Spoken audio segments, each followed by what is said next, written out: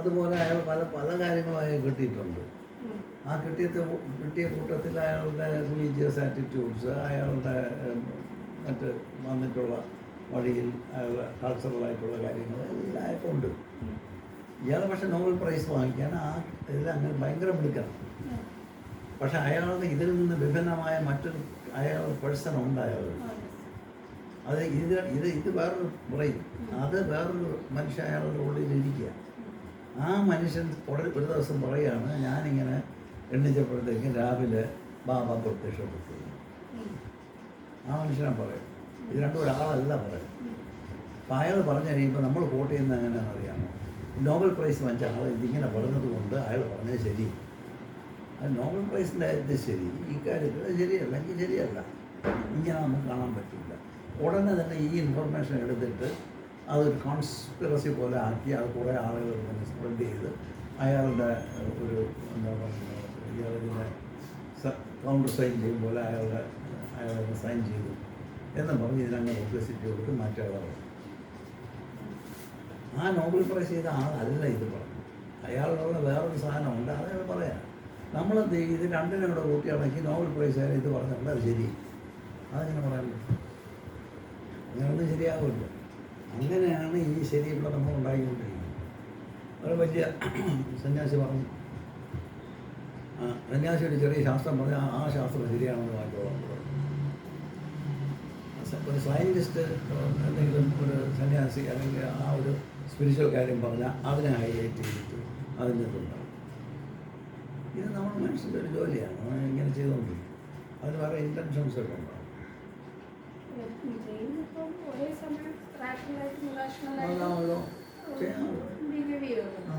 അപ്പോൾ ഇത് രണ്ടും കൂടെ കമ്പയിൻ ചെയ്ത് എങ്ങനെയെന്നാണ് ഞാൻ ചോദിക്കുന്നത്. ഇയാൾ വോട്ട് ചെയ്യുന്നത്, അയാളത് പറഞ്ഞ അയാൾ വലിയ ശാസ്ത്രജ്ഞനാണ്. ശാസ്ത്രജ്ഞൻ വലിയ ശാസ്ത്രജ്ഞനായതുകൊണ്ട് അയാൾ പറയുന്ന സ്പിരിച്വൽ സാധനം ശരിയാവണമെന്നില്ല.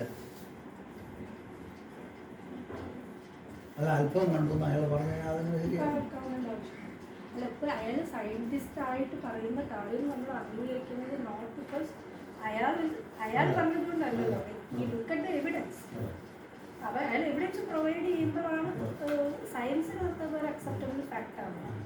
സയൻസ് നമ്മൾ ചെയ്യുമ്പോൾ ഗ്ലോബലി അക്സെപ്റ്റഡ് ആയിട്ടുള്ള ഒരു സ്ട്രക്ചേർഡ് ആയിട്ടുള്ള മെത്തഡോളജിക്കകത്തൂടെ ആ ക്വസ്റ്റ്യൻ നിങ്ങളൊരു ആൻസർ കണ്ടുപിടിക്കാൻ ചോദിച്ച് ആ ഡേറ്റ നമ്മൾ പ്രൊവൈഡ് ചെയ്ത് ബാക്കിയുള്ള റിസർച്ചേഴ്സും ആൾക്കാരും അത് ഇവാലുവേറ്റ് ചെയ്ത് അതിനകത്ത് റിവൈസ് ചെയ്ത് അവസാനം ഒരു കൺസെൻസസിൽ എത്തിക്കഴിയുമ്പോഴാണ് നമ്മൾ കണ്ടുപിടിച്ചത് okay is a great scientist എന്നാണ്. മേ ബി ആ തോട്ട് അയാൾ ലക്ഷ്യം തുടങ്ങി എന്നുള്ളത് മാത്രമല്ല. No discovery is individual discovery അല്ല, ഇതൊരു കൊളാബറേറ്റീവ് അല്ല. മേ ബി മറ്റേ ആൻറ്റൺ വാൻ ലിവൻഹുക്കിൻ്റെ അല്ലെങ്കിൽ എഡിസൻ്റെയോ അങ്ങനത്തെ ഒക്കെ ഒരു ടൈമിൽ ഇവിടെ.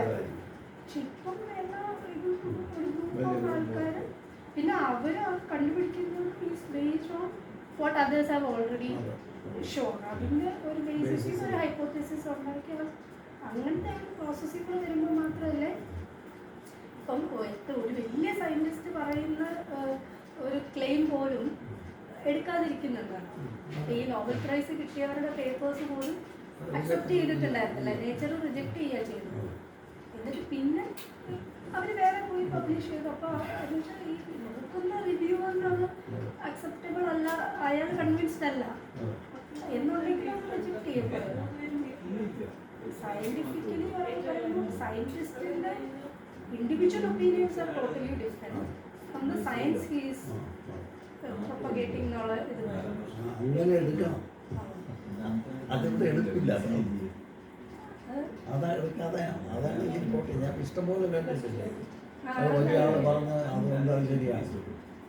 സയൻറ്റിസ്റ്റ് ആയിട്ടിരിക്കുമ്പോൾ തന്നെ വളരെ ബോഗസ് ക്ലെയിംസ് ആൾക്കാർ പറയുമല്ലോ. നമുക്ക് അവൈലബിൾ ആയിട്ടുള്ള ഡേറ്റ വെച്ച് നമുക്ക് പറയാൻ പറ്റുന്നതിനേക്കാൾ കൂടുതൽ നമ്മൾ എക്സാജറേറ്റ് ചെയ്ത് ചിലപ്പം പറഞ്ഞു ക്ലെയിംസ് സയൻറ്റിഫിക് ക്ലെയിംസ് എന്ന് പറഞ്ഞിട്ടൊക്കെ വരും. പക്ഷെ അതൊക്കെ പിന്നെ റിജക്റ്റ് ചെയ്യാൻ പറ്റും, ഡിസ്പ്രൂവ് ചെയ്യാൻ പറ്റും. അത് പേഴ്സണൽ ഒപ്പീനിയൻ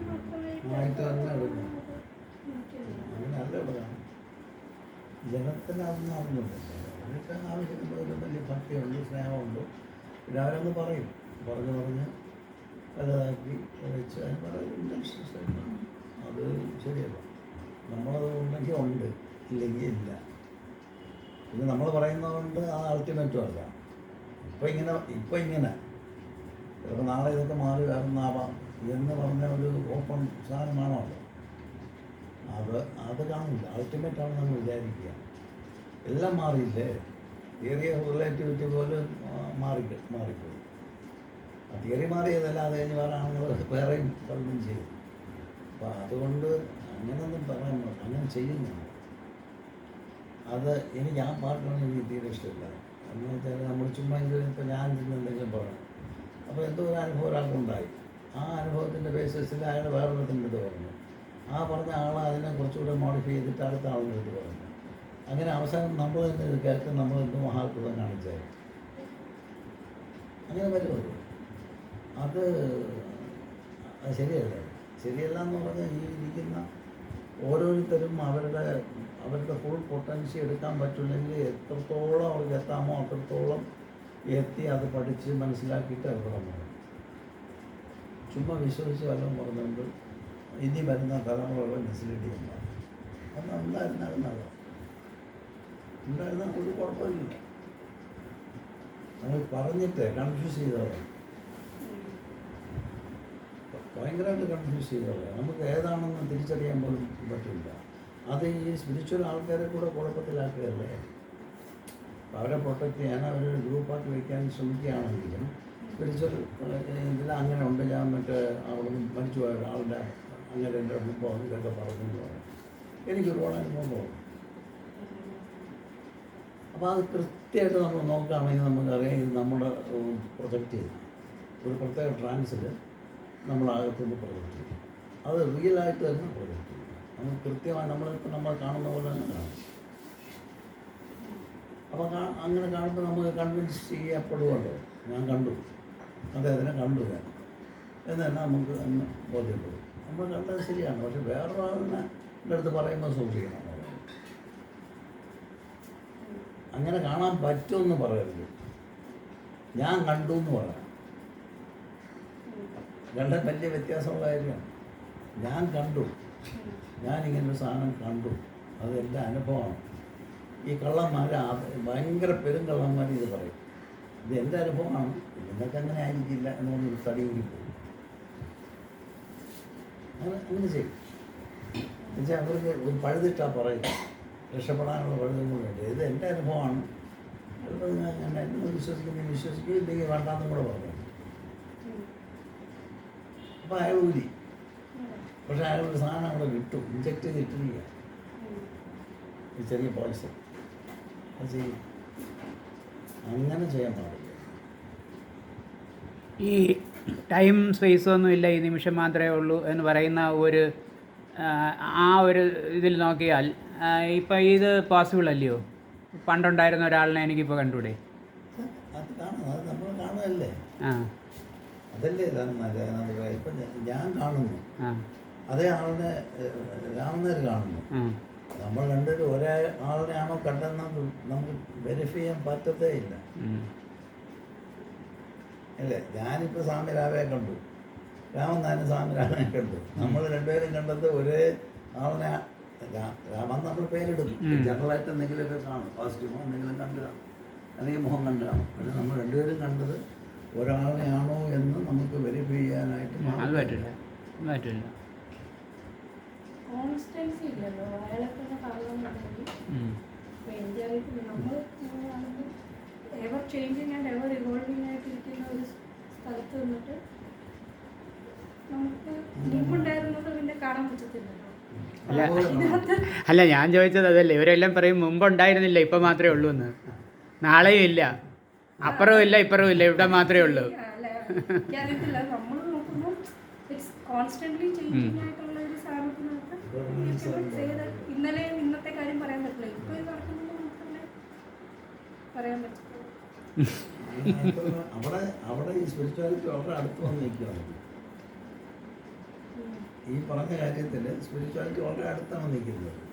പക്ഷെ അവർക്ക് ഇന്നലെ ഇല്ല. സ്പിരിച്വൽ ശരിക്കും അന്വേഷിക്കുന്ന ഒരാളുണ്ട്, ഇന്നലെ ഇല്ല.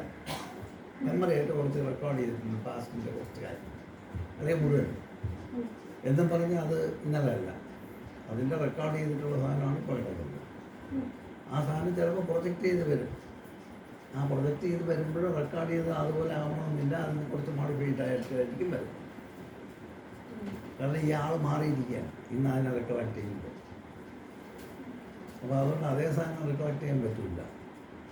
അപ്പോൾ അങ്ങനെ വരുമ്പോൾ ഒന്നും അങ്ങനെ കോൺക്രീറ്റ് ആയിട്ടൊന്നും പറയാൻ പറ്റില്ല. പിന്നെ എന്താണ് പറയാമെന്നുള്ളത് ഇപ്പം ഇങ്ങനെയാണെന്ന് പറയാൻ പറ്റും. അപ്പോൾ അതുകൊണ്ടാണ് ഈ സ്പിരിച്വാലിറ്റിക്ക് അങ്ങനെ ഒരു ഓണസ്റ്റ് സ്ഥലം ഉണ്ട്. കാരണം ചുമ്മാ ഊഹാപോഹങ്ങളുടെ അടിസ്ഥാനത്തിൽ ഇപ്പോൾ എന്താണെന്ന് നോക്കിക്കൊണ്ടിരിക്കുക. അത് ഇപ്പോൾ എന്താണെന്ന് നോക്കുന്ന നോട്ടം പല മാസ്റ്റേഴ്സ് അല്ലെങ്കിൽ പല അന്വേഷകർക്കും, മാസ്റ്റേഴ്സിനെ പറയണ്ടല്ലോ, പല അന്വേഷകർക്കും അവിടെയല്ല നിൽക്കുന്നത്. അവിടെ നിൽക്കാത്തിടത്തോളം അവർ കുറച്ച് ഒരു അപകടത്തിലുണ്ട്. ഈ നോളജ് സംബന്ധിച്ച് അവർക്ക് ക്ലാരിറ്റി വരാൻ വലിയ പ്രയാസമുണ്ട്. ഇപ്പോൾ ഉള്ളത് കാണാതെ എങ്ങനെ ക്ലാരിറ്റി വരും? എങ്ങനെ വരും? പഴയതിൻ്റെ ബേസിസിലാണ് ഇപ്പോൾ കാണുന്നത്, അത് ഉറപ്പ്. ഇന്നലെ അവിടെ കണ്ടതിൻ്റെ അടിസ്ഥാനത്തിലാണ് ഇന്ന് ഞാൻ കാണാൻ പോകുന്നത്. അപ്പോൾ പാസ്റ്റിനൊരു ലിങ്ക് അതിൽ കിടപ്പുണ്ട്, കണക്ഷൻ കിടപ്പുണ്ട്. പക്ഷേ ഇപ്പം കാണുന്നത് വേറെ, ഇപ്പം കാണുന്നത് വേറെ തന്നെ. അതേ ഉള്ളൂ, ഇപ്പോൾ ഉള്ള സത്യം എന്ന് പറഞ്ഞാൽ അതേ ഉള്ളൂ. അത് നാളെ ഇല്ല, ഇന്നലെ ഇല്ല. ആ സത്യമല്ല, ഇപ്പോൾ ഇങ്ങനെ ഒരു സത്യമാണ്. അപ്പോൾ അതാണ് നമ്മൾ ഇതിനകത്ത് അന്നന്ന് കാണുന്നതിനെ വാഴ്ത്തുന്നു മാമുനികൾ. മഹാന്മാരായ മുനികൾ അപ്പോഴെന്ന് പറഞ്ഞാൽ ആ മൊമെൻറ്റ് നിൽക്കുന്നതിനെ മാത്രമാണ് സത്യമായി എടുത്ത് അവർ വാഴ്ത്തുക. അതാണ്, അങ്ങനെയാണ് കുറച്ച് ലെവലായിട്ട് നിൽക്കുന്ന ആളുകൾ ചെയ്യുന്നത്. പിന്നെ അവർ പറയുന്നു ഇതില്ല, ഇതിപ്പോൾ ഇത് മാറിക്കൊണ്ടിരിക്കുന്നത് ട്രാൻഷ്യൻ്റാണ്, അതുകൊണ്ട് അതിന് പെർമനൻസ് ഒന്നുമില്ല, അതുകൊണ്ട് തന്നെ റിയൽ എന്ന് പറയാൻ പറ്റില്ല. ഈ ഡിസ്കഷൻ നമ്മൾ മറ്റേ ഫെഗിനുമായിട്ട് ടീമുമായിട്ട് അവസരം വന്നപ്പോൾ അങ്ങനെ നടന്നു. ഞാനിതെല്ലാം ഇന്നലെ പറഞ്ഞില്ല, പറഞ്ഞൊന്ന് മാറിപ്പോയി. അതെങ്ങനെ പറഞ്ഞ അവസാനം ഒരു ഏതാണ്ട് 2 മണിക്കൂറത്തെ ഡിസ്കഷൻ കഴിഞ്ഞ് ഞാൻ ഭയങ്കരമായിട്ട് കൺക്ലൂഡ് ചെയ്ത് ഈ കോൺഷ്യസ്നെസ്സും ഈ അപാരമായ ശൂന്യതയെന്നും അതിലുണ്ടായ ചലനം ഇതെല്ലാം പറഞ്ഞു. അപ്പോൾ ഈ പറയുന്ന ശൂന്യമായിരിക്കുന്ന അല്ലെങ്കിൽ സ്റ്റില്ല് പോലിരിക്കുന്ന ക്രിയേഷന് മുമ്പുള്ള ഒരു സംഭവം, പിന്നെ എങ്ങനെയോ അതിനകത്തൊരു മൂവ്മെൻ്റൊക്കെ ഒന്നും ആർക്കും അറിയത്തില്ല, ഇങ്ങനെയൊക്കെ സംഭവിച്ചു, ഇപ്പോൾ ഇങ്ങനെയാണ് ഇരിക്കുന്നത് എന്ന് ഒക്കെ പറഞ്ഞ് ഞാൻ കൺക്ലൂഡ് ചെയ്തു. അപ്പോൾ ഇല്ല, ഒന്നുമില്ല എന്നുള്ളൊരു സത്യം അതിനകത്തുണ്ട്. പിന്നെ ഉണ്ടെന്നുള്ളൊരു പ്രൊജക്ഷനും അതിനകത്ത് കൊടുക്കുന്നുണ്ട്. ഇത് മനസ്സിൻ്റെ പ്രൊജക്ഷനാണ്, അല്ലെങ്കിൽ ആ റൂഡിമെൻ്ററി മൈൻഡിൻ്റെ പ്രൊജക്ഷനാണ്, അതുകൊണ്ട്. അപ്പോൾ അതുകൊണ്ട് ആക്ച്വലി ഈ ഇല്ല എന്നുള്ളൊരു സത്യം, ഒന്നുമില്ല എന്നൊരു സത്യത്തിൽ നിന്നാണ് എല്ലാം ഉണ്ടായത് എന്ന് നമുക്ക് വേണമെങ്കിൽ പറയാം. അതിൻ്റെ അടിസ്ഥാനത്തിൽ ഉണ്ടെന്നും ഇല്ലെന്നും പറയാം. ഒരു കാര്യത്തിൽ ഉണ്ടെന്നും ഇല്ലെന്നും നമുക്ക് പറയാം എന്ന് പറഞ്ഞ് ഞാൻ പ്രൂവ് ചെയ്ത് കഴിഞ്ഞിട്ട് ഞാൻ 1 മണിക്കൂർ 1.5 മണിക്കൂർ കഷ്ടപ്പെട്ട് പ്രൂവ് ചെയ്തു. സയൻറ്റിസ്റ്റുകളാണ് പ്രൂവ് ചെയ്തപ്പോൾ അവസാനം ഉണ്ടാകാതെ കേട്ടോണ്ടെങ്കിൽ അവസാനം പറയാം, science has already understood this.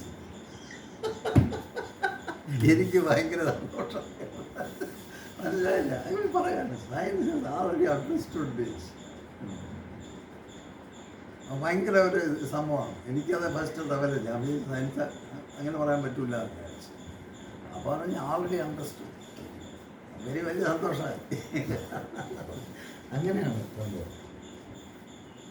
അപ്പോൾ അത് അങ്ങനെ ഒരു അപ്രോച്ച് പിടിച്ച് പോവുകയാണെങ്കിൽ ഈ ഒരുപാട് ഫോൾസ് നോഷൻസ് ഒക്കെ എലിമിനേറ്റ്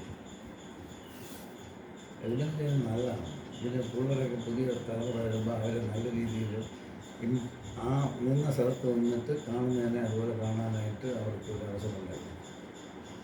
ലാസ്റ്റിൽ ഇത്രയൊക്കെ ഞങ്ങൾ ചെയ്തു വെച്ചിട്ടുണ്ട്, നിങ്ങളിപ്പോൾ എവിടെ നിൽക്കുകയാണ് ഇവിടെ നിന്ന് നോക്കും, ഇവിടെ നോക്കിയിട്ട് വരാൻ കൂടെ കാണുന്നെങ്കിൽ അവിടെ എഴുതി വയ്ക്കും എന്ന് പറയാൻ പറ്റും. അതാണ് ചെയ്യേണ്ടത്. അതല്ല അതിനിടയ്ക്ക് ഒരുപാട് വീടുകൾ അതിന് ചുറ്റും വളർത്തി കാടാക്കി ഇവന്മാരെ കാട്ടിനകത്ത് പിടിച്ചിട്ടിട്ട് ഇവർ കണ്ടുപിടിക്കാൻ പറഞ്ഞാൽ ഇവ കുറേ സമയം കൂടെ അങ്ങനെ ഒരു കുഴപ്പമുണ്ടായി. അങ്ങനെ ചെയ്യാൻ പറ്റും. അത് വാസ്തവം പറഞ്ഞൊരു ഒത്തിരി പരിപാടിയാണ് നമ്മൾ അടുത്ത തലമുറയ്ക്ക് കൺഫ്യൂസ് ചെയ്യിപ്പിച്ചിടുക. നമുക്ക് കറക്റ്റായിട്ട് കൺവിൻസിങ് ആയിട്ടുള്ള കാര്യം മാത്രം നമുക്കിപ്പോൾ ശരിയെന്നുള്ളതാണ്. നമുക്ക് ശരി ആ ഒരു ആംഗിളിൽ തന്നെ മുന്നോട്ട് പോകണം. ആ സ്പിരിച്വാലിറ്റിയും അങ്ങനെ തന്നെ പോകണം, സയൻസും അങ്ങനെ തന്നെ പോകണം. സയൻസ് അങ്ങനെ തന്നെയാണ് പോകണം. ഈ സ്പിരിച്വാലിറ്റിക്കകത്താണ് ഈ കുറച്ച് കള്ളക്കടത്തുള്ളത് അറിഞ്ഞുകൂടാതെ ചെയ്യുന്നത്. അത് ഭയങ്കര ദൂഷ്യമായിരുന്നു. അത് പിന്നെ സമാധാനം കിട്ടുക, വിശ്വസിച്ച സമാധാനം കിട്ടും. അതൊന്നും ചെയ്യണ്ട, നമുക്ക് ഈശ്വരനെ സംരക്ഷിച്ചോളാം എന്ന് പറഞ്ഞാൽ അതൊന്നും ശരിയാണ്. എല്ലാവരും വെള്ളം കൊടുത്ത് സൂര്യപ്രകാശം കൊടുത്ത് എല്ലാത്തിനെയും സംരക്ഷിക്കുകയല്ലേ, ഈശ്വരൻ തന്നെ സംരക്ഷിച്ചോളൂ. അതൊക്കെ ശരിയാണ്. പക്ഷേ ഇത് അതിനിടയിൽ കൂടെ വേറെ ഒന്നും പറയണം. ശരിക്കും ഭയങ്കര ഒരു പ്രശ്നമാണ്. നമ്മൾ ഒരു പീരീഡിൽ ഇങ്ങനെ സായന്മാരെ കണ്ടുകൊണ്ടാണ്, ഒരു പീരീഡിൽ മുഴുവൻ സായന്മാരെ കാണുക, അവരുടെ കൂടെ ഇങ്ങനെ സന്തോഷമായിട്ട് അങ്ങനെയൊക്കെ നടന്നതിൽ നമുക്ക് മനസ്സിലായ ഒരു കാര്യമാണ്. ഈ ഒരു ഇന്നലെ ഇന്നിപ്പം പറഞ്ഞില്ലേ മറ്റേ സൈനാപ്സിസിൻ്റെ കാര്യം പറഞ്ഞു. അപ്പം ഇങ്ങനെ അങ്ങനെ അത് എക്സ്പീരിയൻസ് ചെയ്യുന്ന ഒരാളാണ് രസമാണ്. ഈ ന്യൂറോ നെറ്റ്വർക്കിൻ്റെ സിനാപ്സിസ് എന്ന് പറയുന്ന ആ ഭാഗത്ത് അദ്ദേഹത്തിൻ്റെ എക്സ്പീരിയൻസുകളുണ്ട്. നിങ്ങളുടെ ശരീരത്തിൽ അത് ഇന്ന പോയിന്റിലാണ് ഇത് കടന്നു പോകുന്നതെന്ന് നിങ്ങൾക്ക് അറിയാം. ഇങ്ങനെ സെൻസിറ്റീവ്, ഹൈലി സെൻസിറ്റീവ് ആയ ഒരാളാണ്. അതുകൊണ്ട് ഞങ്ങൾക്കത് അറിയാം. അപ്പോൾ അതിനെ അദ്ദേഹം ദേവാദികളെന്ന് ആണല്ലോ കാണുന്നത്. ആ കണക്ഷൻ ഇല്ലെങ്കിൽ വേറെ ഒന്നുമില്ലല്ലോ. അതുപോലെ പോയി ലോകമേ ഇല്ല, എടുക്കാനും നോക്കില്ല, കൊടുക്കാനും. അപ്പോൾ ഈ എടുക്കലും കൊടുക്കലും വിദ്യകൾ ഈ പറഞ്ഞ എന്താണ് ആ കൊമേഴ്സ് എന്ന് പറയാം. ആ എടുത്തു കൊടുത്തിരിക്കുന്നതിലാണ് ജീവിതം നിൽക്കുന്നത്. അത് വളരെ ഇമ്പോർട്ടൻ്റ് ആയിട്ടുള്ള സ്ഥാനങ്ങളാണെന്നും അതിനെ സെൻസിറ്റൈസ് ചെയ്യാൻ പറ്റുമെന്നും അദ്ദേഹത്തിൻ്റെ പ്രാക്ടീസിലൂടെ അങ്ങനെ ഉറപ്പിച്ചു വെച്ചു. സാധാരണ നമ്മളെങ്ങനെയല്ല, അതിനെ നമുക്ക് ടെസ്റ്റ് ചെയ്തല്ലേ എടുക്കാൻ പറ്റും. ഇത് അനുഭവത്തിൽ നിന്ന് അങ്ങനെ അത്രയും ഹൈലി സെൻസിറ്റീവ് ആയതുകൊണ്ട് അങ്ങനെ ഒരു ഇതാണ് പോയിന്റ് എന്ന് ഞാൻ പറയാം. ആ റൂട്ടിലെല്ലാം ഉള്ള പോയിന്റ്സ് അങ്ങനെ മാർക്ക് ചെയ്യും. അപ്പോൾ അത് പലർക്കും അങ്ങനെയാണ്. ഞാനൊരു 6 മാസത്തെ ഒരു പ്രോഗ്രാം ഇങ്ങനെ ചെയ്ത് സ്റ്റഡി ചെയ്യാൻ വേണ്ടി, സ്വാമിയുടെ ഐഡിയ അതങ്ങനെ സ്റ്റഡി ചെയ്യാൻ വേണ്ടി ചെയ്ത് 35 പേരുള്ള ഒരു ടീമാണ് അത് ചെയ്തത്. അത് ചെയ്തിട്ട് ഈ പറയുന്ന അതൊരു പൾസേറ്റിംഗ് പോയിന്റ് പോലെയാണ്. അവിടെ അത് നമുക്ക് സെൻസ് ചെയ്യാൻ പറ്റും. ആ പോയിന്റ്സ് നമ്മളെ അറ്റൻഷൻ വെച്ചിട്ട് അത് സെൻസിറ്റൈസ് ചെയ്ത് വയ്ക്കാൻ പറ്റുന്ന ഒരു പോയിന്റ്സാണ്. അപ്പോൾ അവിടെ ചെറിയ തുടിപ്പ് പോലെയൊക്കെ അത് അനുഭവപ്പെടുന്നതാണ്. ചെറിയ ചലനം പോലെ ബോഡി ഇതോളം നമുക്ക് തുടിക്കുമല്ലോ അവിടെയൊക്കെ അതുപോലെ. അപ്പോൾ ഈ പോയിന്റ്സ് എല്ലാം ഐഡൻറ്റിഫൈ ചെയ്തിട്ട് നമ്മുടെ ഗ്രൂപ്പ് ഒരു ഡോർസൽ വ്യൂവും ഒരു ഫ്രണ്ടൽ വ്യൂവും ആളുകളുടെ അവരവർ തന്നെ വരച്ച് റെഡിയായിട്ട് പറഞ്ഞിട്ട് ഈ പറയുന്ന പൾസേറ്റിംഗ് പോയിന്റുകൾ എല്ലാവർക്കും ഉണ്ടല്ലോ, തുടിപ്പുണ്ടല്ലോ, അത് റെക്കോർഡ് ചെയ്യാൻ 6 മാസം അത് ചെയ്തു എല്ലാവരും. അത് ചെറുതായി തുടങ്ങിയത് പിന്നെ അലർട്ടായി. ബോഡി അതിന് ട്യൂൺഡായപ്പോഴത്തേക്കും ബോഡിയിൽ പല സ്ഥലങ്ങളിൽ ഇത് സംഭവിക്കുന്നതായിട്ട് അവർക്ക് അല്ലെങ്കിൽ സംഭവിക്കുന്നുണ്ടെന്ന് അറിയുന്നില്ല. അപ്പോൾ അങ്ങനെ മൂവ്മെൻ്റ് അനുഭവപ്പെട്ടു തുടങ്ങി. അത് മൊത്തത്തിൽ ഈ ഹോൾ ഗ്രൂപ്പിനെ കൊണ്ട് അതിൻ്റെ ഫ്രണ്ടൽ സൈഡും ബാക്കിൽ ഉള്ളതിന് ഈ ചലനങ്ങൾ വരുന്ന ഭാഗങ്ങളെല്ലാം മാർക്ക്, വൈബ്രേഷൻ, ചലനങ്ങൾ, തുടിപ്പ്, ഇങ്ങനെയുള്ളത് എല്ലാം ചെയ്തു. അവസാനം ഇത് ലാസ്റ്റ് 3 ദിവസത്തെ സെഷനിൽ ചെയ്തെന്താണെന്ന് പറഞ്ഞാൽ ഒരു വലിയ ഹ്യൂമൻ ഫ്രോണ്ടൽ വ്യൂ ഡോർസൽ വ്യൂയുടെ സ്കെച്ച് മാത്രം പ്രാവശ്യം മനുഷ്യർ ഉണ്ടാക്കി 2 വലിയ പടം ഉണ്ടാക്കിയിട്ട് ഈ 35 എണ്ണത്തിനെ അവരൊരു നോട്ട് വെച്ച് ഡയറി വെച്ച് ഇത് അപ്പോൾ മാർക്ക് ചെയ്തുകൊണ്ട് അവരുടെ എക്സ്പീരിയൻസ്. എന്നിട്ട് ആദ്യത്തെ ആൾ പോയിട്ട് മാർക്ക് ചെയ്യണം. ഫ്രണ്ട് സൈഡിൽ ബാക്ക് സൈഡിൽ മാർക്ക് ചെയ്യും. അങ്ങനെ ഒരു 5-6 പേര് മാർക്ക് ചെയ്തു. ബാക്കിയുള്ളവനെ കടലാസം കൊണ്ടൊന്നും മാർക്ക് ചെയ്യാനില്ല, കാരണം ആൾറെഡി മാർക്ക്. അപ്പോൾ അതാണ് പോയിന്റ്. ഇപ്പോൾ നമുക്ക് എളുപ്പഭാഷ കണ്ടുപിടിക്കാം, പക്ഷേ ആ സമയത്ത് ഇപ്പോൾ സയൻസിൽ കൂടെ പോയത് പെട്ടെന്ന് കണ്ടുപിടിക്കാം.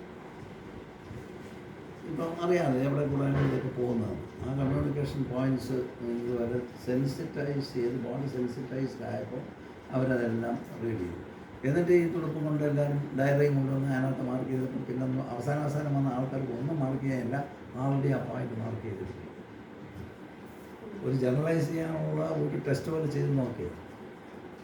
ഇപ്പോഴും ആ പടം അവിടെ ഇരിപ്പുണ്ട്. ഇവരുടെ സ്കൂൾ, അവിടെ ഇറ്റാലിയൻ സ്കൂളിൽ ഈ ഇവരുടെ ഈ വർക്കിൻ്റെ ആ പടം അവരവിടെ പ്രിസർവ് ചെയ്തിട്ടുണ്ട്. ഇങ്ങനൊരു കാര്യമുണ്ട്. ഇനി ആദ്യം ഫർദറായിട്ട് എന്ത് ചെയ്യാൻ പറ്റും, പ്രാക്ടീസിലൂടെ എന്നതാണ്. അപ്പോൾ അതുകൊണ്ട് എല്ലാം നമ്മൾ ഇങ്ങനെ സയൻറ്റിഫിക്കായിട്ട് പഠിക്കേണ്ട കാര്യമൊന്നുമില്ല. എങ്കിലും ഇതുപോലൊക്കെയുള്ള ചില കാര്യങ്ങൾ നമുക്ക് വേണമെങ്കിൽ പഠിക്കാം. അങ്ങനത്തെ സ്റ്റഡീസ് ഉണ്ട് സയൻസുമായിട്ട് ബന്ധപ്പെടുത്തിയിട്ട്. ഈ യോഗിക് എക്സ്പീരിയൻസ് പഠിക്കുന്നുണ്ട് പല സ്ഥലങ്ങൾ. എന്ന് ഞാൻ വിചാരിക്കും യൂണിവേഴ്സിറ്റി, അമേരിക്കൻ യൂണിവേഴ്സിറ്റികളാണ് ചെയ്യുന്നത്. അറിയാം. രാധാകൃഷ്ണൻ മാഷിനെ കൂട്ടി ഒരു സെൻറ്റർ തുടങ്ങും. അങ്ങനെ രാധാകൃഷ്ണൻ എന്നതായാലും ഉണ്ടായിരുന്നു. അറിയാമോ രാധാകൃഷ്ണൻ? ആ, അപ്പോൾ നിങ്ങളൊക്കെ ഉണ്ടായിരുന്നു ദർശനം. നേരിട്ടത്ര പരിചയമില്ല, പക്ഷേ സംസാരിച്ചിട്ടുണ്ട്. നല്ല ആളാണ്, വലിയ നല്ല ആളാണ്, നല്ലൊരു വളരെ ഹൃദയം ഉള്ള ഒരു മനുഷ്യൻ. അപ്പോൾ അങ്ങനെ ഇങ്ങനെയൊക്കെ ആഗ്രഹങ്ങളുണ്ട്, ഇങ്ങനെയൊക്കെ ചെയ്യാൻ. ഇതൊന്ന് ശാസ്ത്രീയമായിട്ട് അങ്ങനെ ഭയങ്കര റാഷണലാണ് ഈ പറയുന്നതിനകത്തുള്ള എന്തെങ്കിലും കൃത്യമായിട്ട് പോയിൻറ്റ്സൊക്കെ എടുക്കും. ബാക്കിയൊക്കെ അവിടെ ഉണ്ടാവും. എന്നല്ലാതെ അതൊന്നും. വാസുദേവ ഡോക്ടറോട് ചോദിക്കുക, അമൃതയിൽ ഇങ്ങനെ ഒരു റിസർച്ച് സെൻറ്റർ തുടങ്ങാമെന്ന്. എന്ത് അല്ല ചിലപ്പം ഏതായാലും ആ സ്റ്റഡീസ് ഇനി അങ്ങോട്ടൊന്നും നടക്കും. കള്ളന്മാരെ എല്ലാം പിടിക്കും. എന്നുവെച്ചാൽ അത്